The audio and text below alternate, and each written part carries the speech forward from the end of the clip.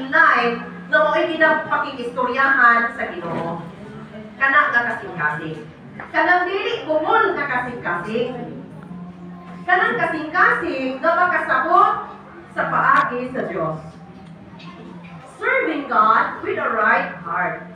Kitang tanan gusto mag-serve, di ba? Kitang tanan gusto ka mangitag panarbaho. Kaya nga naman, kung makapanarbaho ka, isa'y makasapaan sa usahay, at least, liko kita. Sa Ginoo, gusto niya nga mo-serve Buddha. Pero, kana bang mo-serve ka na tama ang ato ang motibo sa pag-alagad sa Ginoo? Dili nga mo-serve ko kay na ako'y gipangayo sa Ginoo. Pwede man nato na siya nga mahimong motivation. But actually, dili na siya ang right motivation in serving God. Kinahanglan masabtan nato na. Unsa man niayang pasabot sa serving God? Okay, wala na ko lang. Okay, lumutang ba nila, Brad? Number 1, imong diri. To serve and follow God means to recognize His Lordship over our lives. Kaming atong ilhon nga ang Ginoo, mao ang ato ang Ginoo nga atong silbihan, ato siyang i-recognize. I-recognize. Ilhon. Buot ipasabot, ang ato ang presensya dili paigo. Naapay mas dakok nato nga angay natong tamdan, angay natong sundon. Lordship over our lives. When we say Lord, ang Lord man good sa Binisaya is Ginoo. Or pamabawa nato, iba na ay mga gitawag drug lord, na ay mga landlord.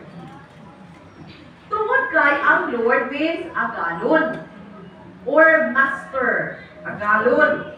Kung agalon, sa laing pagkasulti, amo, boss, manager, tagiya. Buslot. So, Manager. doon na siya mga subjects, na siya mga sumusunod. Ito mga igsuon, if we recognize that our God, angay nato nga i-serve, dapat nga ay lordship. Pasabot ni anak, dili kita ang agalon. Dapat pukonsulta ka sa agalon. Mananghit ka sa agalon. Okay ba ni? Ikaduha, to serve God means to align your thoughts with God. I-align. Kung man ang opposite sa align, di ba disalign? Na ay mga butang ka lang, parihaani, suga. So, align ko, kinaaman ko din tungod niya. Pero kung naa ko dito napita, disalign ko. Wala ko naka-linya sa iyaha. So when we serve God, kinahanglan maka-align ang atong huna-huna diha sa Diyos. Dili ay pwede mga igsuon nga kung maingon ta, ako, namalagad ko sa Ginoo. Pero ang atong huna-huna, dili pang Ginoo. Wala ka nag-serve o Ginoo, anak. Ang atong isilbihan, anak, ang kaugalingon natong udol. Kanang kaugalingon natong gusto. Serving God with the right heart. Kinahanglan mo online ta. Kung, di ba, number 1, Lord siya. Kay Lord man siya, bisag dili taganahan sa mga paagi niya, but we need to align. Sayod ko nga karon leksyon naman niya. Bisan pa o wala tas linyada, pero kung linyada tas Ginoo, ang atong thoughts, maayo kay iyaman sa Diyos. Katulong. To serve God means to do His will, and it includes doing what He commands us to do. Ingon ani day na siya, kung mo-serve ka o Ginoo, bubuhat ka sa iyahang will. Kabubuton. Kung sa man di ay kabubuton sa Ginoo pastura. Dili kita kamaluan ang kabubuton na igsuon, kung dili ta mo ba sa Biblia.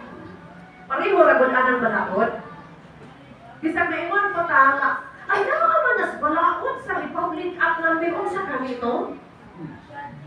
Bisag kabalo ko ta nga naa nas balaod, kung wala ta nag-research ana, wala na to gitunan, dili gyud ta makahimo og pasalig nga kana nga command pahimong realidad kay wala man tay klaro gipasikaran.